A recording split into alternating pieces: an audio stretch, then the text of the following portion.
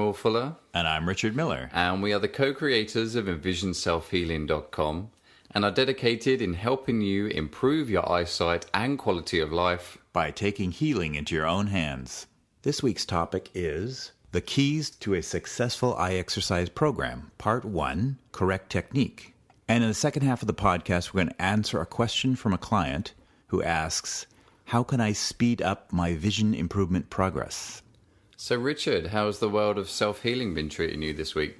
It's been a pretty uneventful week in terms of my eyes. I've been continuing to do the presbyopia charts more formally again. Good. And that's helping me to read things without my magnifier again, so I'm back to that. Excellent. Other than that, I'm doing my usual program, and nothing special there in terms of me. Mm-hmm. You are special. Don't say that. I did have my brother visiting this week. That was very pleasant and fun. Yeah. And it's been interesting in that respect in that he has the same eye condition that I have, the optic atrophy. So it was interesting to compare our eyes and to talk to him about vision improvement. One of the things he's somewhat more skeptical of the whole vision improvement world. And are you still skeptical? No, I'm not skeptical anymore. Okay, good. I mean, it's an interesting... I'm glad we cleared that now. We should have established that before we launched Vision Self-Healing. Yeah, you're true. It's very true. No, he's an interesting person. I kind of like having him around and being skeptical because he's a good representation of the people who are a little on the like, wow, does this really work kind of thing. Yeah. And it seems like every family, it seems like we didn't get in families where immediately people accept what we're doing, right? I think that's the norm. So I think probably everybody has that experience. Exactly. Well, and I'm the little brother too, so I know nothing. So yeah, I'm the same. Yeah. So anyway, but so after a week of spending with me and realizing, my vision. So maybe 20 years ago, we had the same vision. We both had 2200 to 2300 vision 20 years ago. And now he's seeing 2400, 2450. And I'm seeing 2120, 2160, something like that. Which is excellent. Yeah. So I think he's finally like seeing the divergence of, he took this road, I took that road, and this is the difference.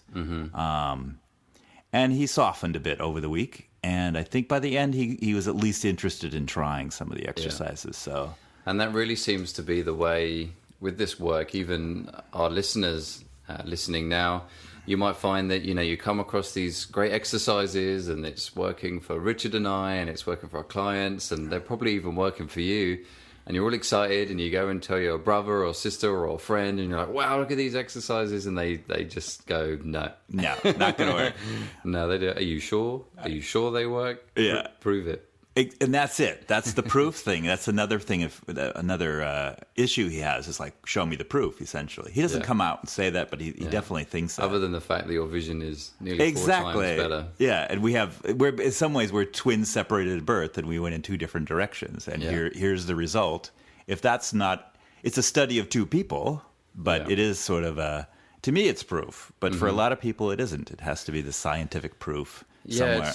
I don't know whether it's even scientific proof, whether it's they just need a doctor or somebody with an MD just to say, yes, this works. It's almost like if just a doctor said it, even if there was no proof, if they just said, oh, you should try these eye exercises. I hear they're doing some good. I think people would just do them just because it's that listening to an authority. Exactly, yeah. Well, the other aspect of it, and the other side of the coin, he took me to Lighthouse for the Blind store where they have all sorts of gadgets, essentially, for people with disabilities. And I totally get why people do that. And it's very helpful to a lot of people's life. There was a funny point where they have a little electrode thing you put in your cup so that when you pour water in, when it reaches the top. Oh. And I picked it up by both electrodes, and it made this squealing noise. Anyway, it was a funnier moment at the Lighthouse for the Blind store. But so I get the benefit of all that as well. Oh, yeah. And so he enlightened me a little in that direction as well. That's why it's called the Lighthouse. Yeah, there you go. So it was good in both respects. Yeah. So thought-provoking. Yeah, exactly. Yeah. So I think he's going to be maybe doing some exercises, and maybe we'll report on that someday. Yeah. So it's certainly one thing we've learned is you can't force anybody to do these exercises, and this is why we've set up Envision so open, so that people have to find us. Yeah. And they have to do the work, because from our experience, if you say, look at these eye exercises, go do these now. Yeah. If somebody isn't, if someone doesn't want to do it, then they're going to, spend the next couple of years being skeptical, and maybe they might try it for a day and then just feel like, this is rubbish, I'm not going to do this, or this is awful. Yeah. So it was an interesting week in that respect. It was good though. How about you? You had a very good week this week. I think it was probably not overshadowed, because that might be a negative word, but I think probably the highlight of my vision this week is us having Segway legs. Oh, right. Oh, yes, that's right. In Golden Gate Park. And for those of you that don't know what Segway is, it's the, I don't think I even know what it is. It's those things that have two wheels and they stand upright and you stand on them and they move you around. Wow, that's a really poor description. Probably should have thought about this a little bit more. It's got two rubber wheels and a little platform and a handle that you grab that steers the thing. Yeah. And you stand upright. There was a movie recently with the guy from Queens, Kevin James. Okay. And he was a mall cop. This movie was really stupid. So I didn't see it and you didn't see it, but I saw the previews, and he runs around the mall on one of these machines. Okay. It's almost like how you picture people in the future will be traveling. Right. Because we're not sedentary enough in our existence. Right. So we now need something to move for us. Right. That's less than a car. So anyway, so we went on this Golden Gate tour through the park, and we had a great time. We did. Learned some new things about San Francisco and Golden Gate Park, which was great. But it was kind of funny. It's these things that you just do and sign up for, and it's only when you really get there do you think, oh, actually, I have a vision condition, and this might not be the safest thing for me to be doing right now. It was a very funny moment to me, because it was flashback to like all those moments where you have a vision problem and you're suddenly signed up for some ride or some adventure thing, and you realize, I can't see. They don't have any idea how poorly I'm seeing, and I'm not going to tell them because I want to go on this thing. I think something that stands out for me is when I was a doorman for a couple of years back at university, and it was in a nightclub, and it was only when I had done all the training and had signed up for everything, all the paperwork was done. It was only my first night of work when I was standing in a pitch black nightclub, standing there as a doorman meant to be looking out for trouble, did I realise that I have night blindness and I can't actually see anything in the nightclub. So I felt a little bit useless, but I just shaved my head and just tried to look as mean as possible. Which is about the whole job anyway, right? Yeah. And people tend to behave themselves. So but it was one of those moments really where we got there and I stood up on the Segway machine. And then I realised that I probably wouldn't be able to tell whether I was moving forwards or backwards or not because of the lack of periphery. And the fact that we would actually be going on roads and and there was a group of 6 of us. So was I going to be bumping into people? Right. And I'm looking at Will, and I realize he has no idea that he's drifting backward into that curb, and he's trying to figure out how to not drift backward into the curb. But at the same time, I'm like, don't say anything, because I don't want to screw up and not go. So, but it was good. It was probably the biggest observation for me. It was a 2-hour tour, and probably for the first hour, my whole focus was on my lack of periphery. Yeah. And was I going to crash? And it was my whole focus too. And what have I done? And what if this happens? And what if this happens? So, and of course, I noticed a lot of my, when I was making mistakes and nearly crashed a few times and nearly wiped out a few people. But the second half, once we sort of relaxed a bit, once I spoke to some other people, because I spoke to somebody that had no vision conditions, and they said, "Oh, I just had my head facing forwards, and I didn't want to move or anything. I just was focusing on the person in front of me the whole time." So I was like, "Oh, well, that's kind of what I was doing, except I was purposely trying to look in my periphery, and I was determined not to be just looking in one direction because I didn't want to be, dominated by the RP." Right. So when he was like, "Oh, now look at this building over here," I was like, trying to take quick flashes and see what I could make out in my periphery beforehand. So again, I mean, as always, I'm always proven wrong with these things. And also I realized towards the end the mistakes I made previously had nothing to do with my vision. Right. It was just getting used to this machine. Right. It's true. Yeah, my machine was drifting like crazy as well. And when I would look around at objects that, that I was supposed to, it's a tour, so you're supposed to look at things. Every time I did that, I would almost run into the person in front of me. So it's human nature too. It's not just your vision. So it's just very interesting that that whenever these things happen, and you do have a condition, that everything is just blame straight away on the condition. And it just makes the anxiety worse and escalates, and then you make more mistakes. And then the next time you're like, I'm never going to do that again. And somebody with the same condition is like, do you think I could do that? And you're like, no, I don't think you can do it. Yeah. So it's just, it's fascinating to see how the psyche works with the vision. Yeah, it's how we create further limitation than we really need to. Yeah. We take a certain physical limitation and then we blow it up essentially with psychology. And I mean, I think a big part of it, especially with RP, is embarrassment. You just you don't want to look a fool. I mean, I guess that's human nature. Yeah. But certainly that's something I noticed with RP, because people just assume because you have the central vision that you have good vision. Right. I mean, most people with RP have 20/20 vision in their central vision, but not the periphery. And I always find as well that, so he put me at the back, and whenever I go on these things, they're always put me in charge of things to look, and it's always me the one they should be looking after. But anyway, it's always interesting being put in that role, and I feel like you have to live up to it as well. But I did notice afterwards quite a big improvement in my periphery. Oh, I didn't have a chance to talk to you afterwards. It did. Yeah, I remember when we were walking up a hill, and so we had these jackets on. We've got a picture I'll put a picture up on our Facebook fan page of us dressed up in our Segway gear doing our Segways.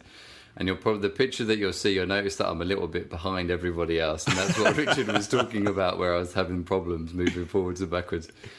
But anyway, as we were walking up this hill, I could make out people's jackets in my periphery, like spots. Not completely, but I could make out certain areas, and I even noticed through to the next day an increase in my periphery from where instead of before I would have been anxious and just central vision. This time I was like, okay, relax, go into the periphery, sort of try and use your peripheral vision as much as possible. Don't strain the eyes, just as I do when I go for a run or when I'm walking. And it really helped, and I did notice that I could see more afterwards, so I was pretty pleased about that. That's great. So we just got to get you on a horse, a bicycle, all of these things. yeah. No, but I think I wanted to buy one, just so I could ride around and sort of get to grips with it again and prove to myself that it wasn't my periphery. And well, you have Golden Gate Park so close, you could be riding around. It's true. So, but I do the same thing when I'm running. So that's true. It was good practice. Yeah. But it was a step up. Yeah. So, but needless to say, for the first hour, I wasn't too. All I was thinking about was how I was going to talk in the podcast about me, driving into a car or something like that. Yeah. But anyway, it was good to see that it was a very successful trip for the two of us. Yeah, it was. And we had lots of fun. So certainly check the pictures out on the Facebook fan page to see how somewhat ridiculous that we looked in the jackets that they gave us, but also to see what a Segway machine actually is. And after hearing this podcast, they'll probably ban us from any Segway tours. Yeah, we wanted to say, we're going to put this picture up on our Facebook fan page, go check it out, and then we realised that we probably shouldn't, because they never let us go on the Segways again when they realise... the tour guide kept saying, so what do you do? Because we had done a bunch of recording that day before. That's something you don't do if you go on a Segway tour, is stand up and record for 3 hours before you stand up for 2 more hours on a Segway. But anyway, he kept pumping us for like, what do you do? And we were a little evasive because we didn't want to... Yeah. Oh, just vision. Yeah. We didn't want to reveal... We're LASIK surgeons. Yeah. Didn't want to reveal that our vision was limited. So. Yeah. Okay, great. Let's move on to topic of the week.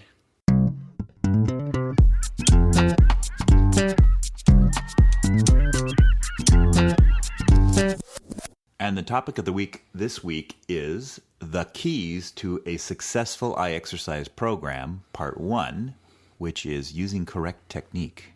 And this is something that We were going to sort of shy away from, because we're certainly not people to be saying, this is how a method should be done, never deviate from it, this is the only way, if you don't do it this way or our way, your vision won't improve. That's certainly not what we're talking about here. And we're trying to maybe set a compromise between the British school system and the California schools. I'm a native Californian. And I think all you need to do is look at the rankings of where American is in education in England. Will brought up this topic, and immediately, as a native Californian, well, gosh, they're going to think we're so arrogant. I realize that as a Californian, we sort of shy away from doing anything correctly or the way it's supposed to be done. So, but just like any exercise, it's very important that to begin with, at least, you stick to the descriptions of people that have worked with it before and know the best way to get the best results and also the safest way for them to do the exercises. Just like, say, if you're somebody that doesn't warm up before you go for a run, or you don't stretch before you go for a run, right, you're going to get tight muscles, and there's a chance you could pull a muscle. Now, not every time, but it's important that you follow sort of a procedure in order to get the best results.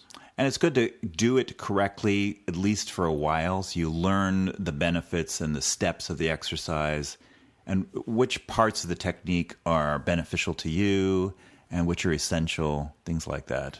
So what we're talking about here is when you go to the exercises page, or when you're on your program and you have the descriptions for each exercise, try and follow all the steps that are there available to you, and try not to hide or skip any of them, certainly to begin with anyway. Right. And I think that is the temptation. It's like you just listen to it, or you just read the directions, and then you kind of go, I want to do that. I don't want to do that. I'll just do this. We're just encouraging you, in the beginning at least, to do it step by step.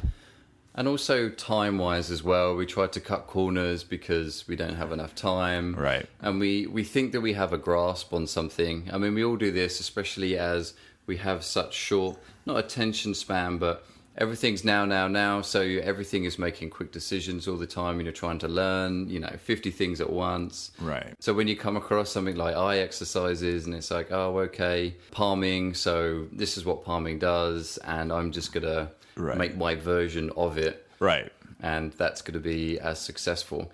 And there's a good chance that you might be. And we said from the beginning here, and in lots of our literature, that the goal is that you take on the exercises and then you adapt them to your lifestyle. Then you make your own versions, if you can, of those. That would be perfect.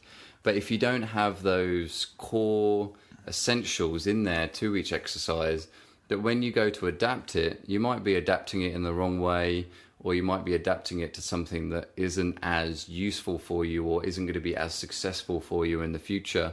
And then a couple of months down the line, you're going to wonder why you're not achieving the same success that maybe someone else is, or that you thought you might get if you had done the exercise correctly in the first place. Right. And if you do it correctly, you'll actually get a feel for how it feels to do the exercise correctly too. So, I mean, both Richard and I are prime examples of people that learned the exercises and then have made adaptations to ourselves.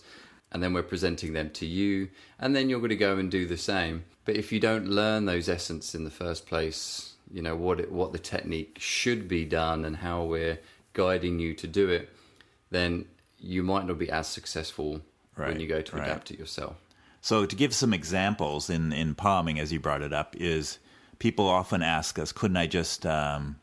first thing they say is, don't I just do that when I'm asleep? They want to just avoid the exercise completely and say, I sleep, I close my eyes, it's fine. Because when you look at palming, we say palming is about, switching off the lights and resting the optic nerve, having no light to the retina, and then putting the hands over your eyes as a way to do that. So if you would, if you wanted to just take the main bits of that exercise, you could say, being in the dark.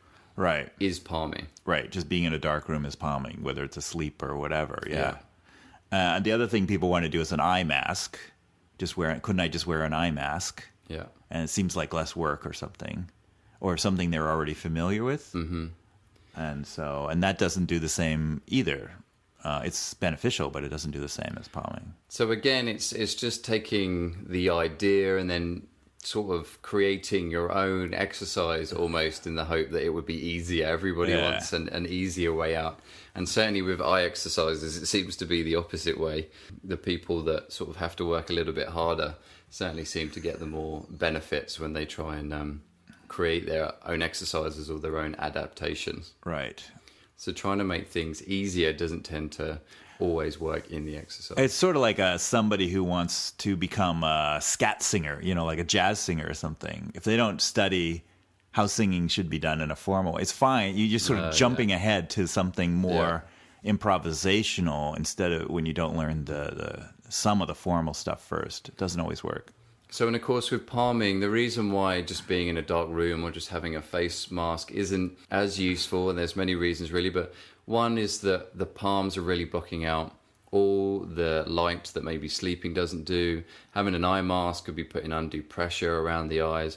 And then, of course, there's parts of palming like having your hands on your eyes where you get the energy and the attention, and also just that active rest, actively resting your eyes in the first place. So now that's just something that you don't necessarily think of until it's explained to you.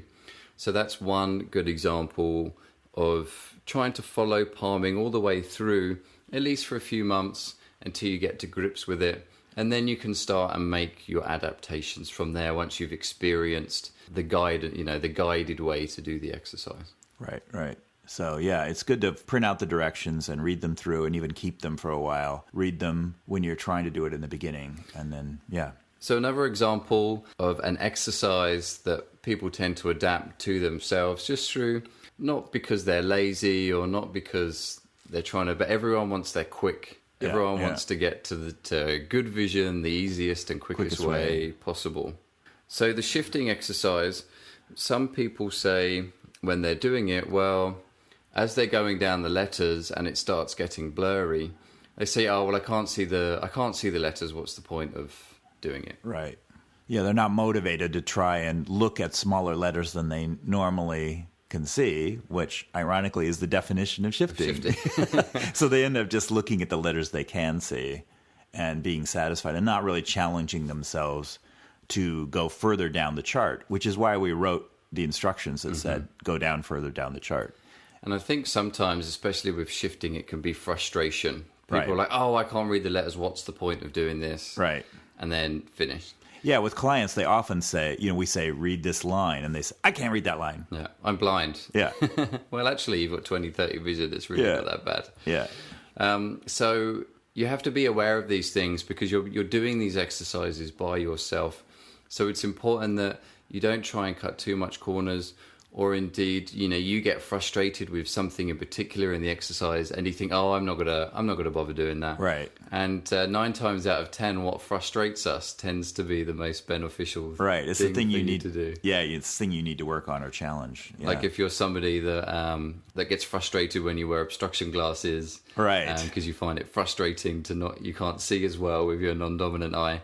Then that's an exercise for you. Right. I know. It does sound a little cruel of us to say that, but it's true. And I think that's probably one reason why the eye exercises aren't as popular as they could be. It's true. Because people just get frustrated and nobody wants to work through what's weakening them. And they... if you think of it, though, as like a gym exercise thing, I think a lot of people who've never gone to the gym have the same experience. They go to the gym. It's like, "Oh, I hate doing this. I hate doing that," But eventually, when they do it for a little while, they get the endorphin rush. They start to feel the good feelings, and that motivates them to do it properly. And we have the good vision as sort of our version of the endorphin rush is an improvement in vision. So, and also, we get that kick as well because we help and see so many other people improve their eyesight through doing the exercises. So we're seeing it on a daily basis. So it's so easy for us to follow them and encourage others because we see the benefit. But certainly it's different if you're coming across eye exercises for the first time and you don't have the same experience that we do and have seen the same success that we have. So it's a little bit more difficult to do it in the early stages when you're a little bit skeptical. So there we are then, some brief information there on how it's good for you to try and follow the descriptions of the techniques in the exercise section, at least to begin with, to make sure you can get the best result as possible for your vision improvement. And I think now it's about a good time to move on to a question of the week.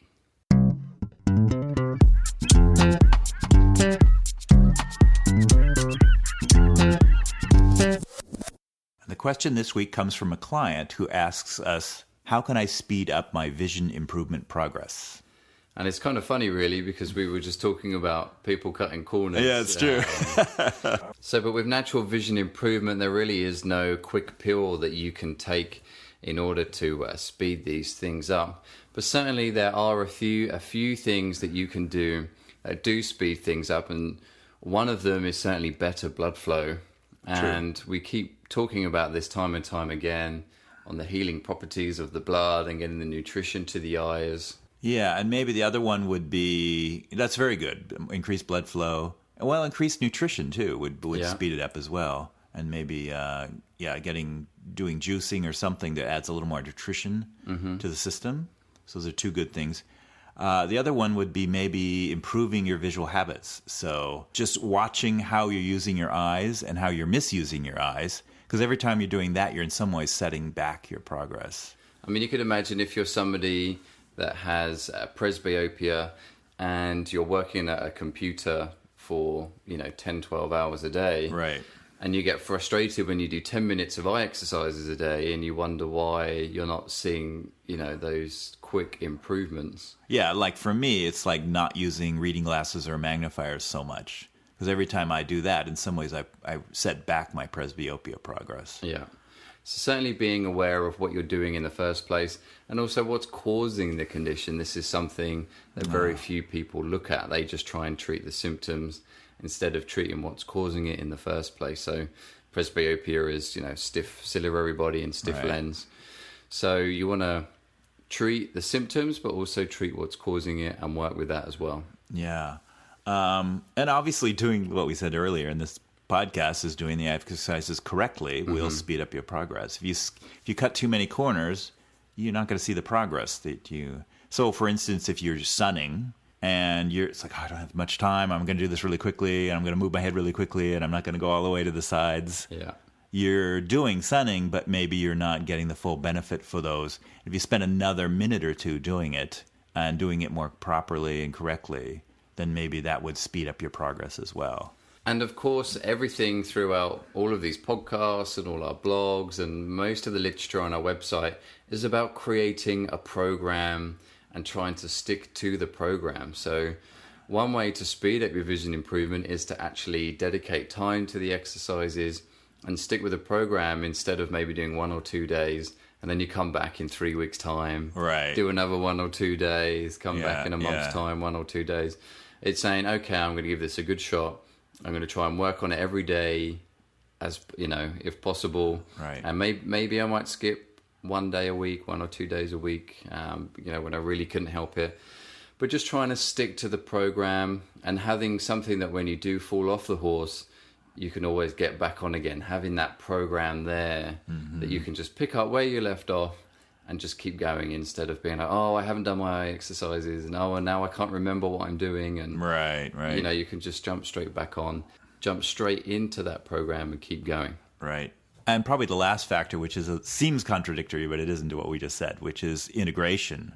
So if you have a formal eye exercise program of say an hour, if you then add in an hour of integration every day, so you're doing sunning in between bus rides, or you're doing palming when you're at work at your computer, things like that, then you're doubling the effort in some ways. If you can create integration steps as well, then you're really going to speed up your progress. And as we said before, habit turns to function, and if you're somebody that starts resting your eyes more periodically throughout the day, then you're going to start seeing those benefits with very little effort after some time, because it's just part of your habit. So really being able to fit those exercises in, integrate them in so it's just part of your everyday life, means that you're going to start seeing progress that much more quicker. Right. And then once they're really integrated in, it really won't seem like much effort at that point. So you're getting a lot of benefit for less and less effort. And even if you do find that you get busy and your program starts taking second best to everything else that's going on in your life, or something else takes over, like taxes, like buying a house, And it means that even though you might not be doing your program, then at least you've integrated them into your life. So whilst you're waiting to get back on the horse, so to speak, whilst you're waiting for whatever it is that's taken over the hour in your day that you're doing your eye exercises, at least you've integrated them in. At least you're still doing the exercises without feeling like you have to. Right, and you're not falling so far backwards when you when you don't have time to do the formal exercises. At least you're sort of, I guess, maintaining at a level, and then when you start doing the formal program again, then that's when it kicks you back up another step, and that's when you start seeing the improvements again. Instead of going all the way back, 2-3 months, and then go forwards and then back, and then it just gets frustrating. It does, yeah. Okay, great. Well, I hope you enjoyed this week's podcast. As always, you can head over to our Facebook fan page, and if you like our page over there and join our Facebook community, you can also get access to some of the great pictures and information that we've got going on, and also an insight into how Richard and I are getting on with our vision on a regular basis. You can also contact Richard and I through Twitter. We both have regular updates on our Twitter accounts. You can find that information on our website. Certainly if you're listening to this on YouTube, then you can subscribe to our YouTube channel and get instant access to all the videos that we release.